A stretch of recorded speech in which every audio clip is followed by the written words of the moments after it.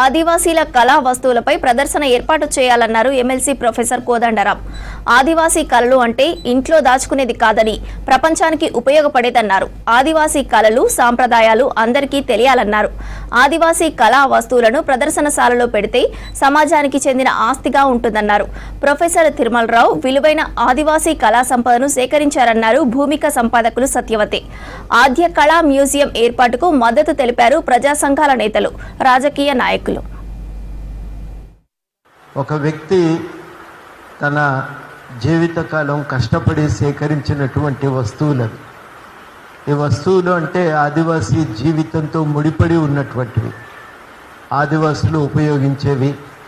వాళ్ళు పూజకు కానీ, నిత్య జీవితంలో కానీ, సంగీత వాద్యాలు కానీ వాటన్నింటినీ కూడా సేకరించి జయదేవ్ తిరుమలరావు గారు రకరకాల పద్ధతుల్లో వాటిని ప్రజల ప్రదర్శనకు ఉంచాలని ప్రయత్నిస్తున్నారు.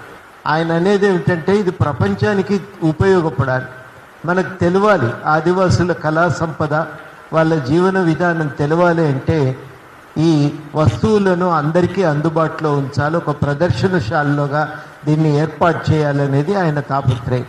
అంటే ఇప్పటి నుంచి ప్రదర్శనశాలలో ఏర్పడితే అది సమాజానికి సంబంధించిన ఆస్తిగా మారుతుంది. దాని నిర్వహణ బాధ్యత యూనివర్సిటీకి, తర్వాత ప్రభుత్వానికి చెందుతుంది. ఆద్యకళ మ్యూజియం యూనివర్సిటీలో రావటానికి అందరూ కూడా సహకరించాలని ఈ సందర్భంగా నేను అభ్యర్థిస్తున్నా. చూసిన తర్వాత ఒక వ్యక్తి ఇంతటి కళా సంపదని ఎట్లా మోసుకొచ్చారు, చాలా కష్టపడి సేకరించారు ఆయన, చాలా అంటే చాలా. అవి అట్లా తెలుగు యూనివర్సిటీలో ఆ పక్కన ఆ గోడౌన్లో పడి ఉంటే ఆ రోజు కళ్ళల్లో నీళ్ళు వచ్చినాయి నాకు. ఇంటి నిండా కూడా అవే వస్తువులు ఉన్నాయి.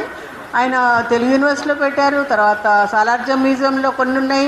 అట్లా ఎక్కడంటే అక్కడ అట్లా ఉండడము, అవి ఇరిగిపోవడము, అటు ఇటు కదపడంలో కొన్ని పాడైపోవడము, ఇవన్నీ చూసినప్పుడు నిజంగా ఎంత అన్యాయం అనిపించింది. అంటే అంత ఒక ప్లేస్ లేదా దానికి పెట్టుకోవడానికి.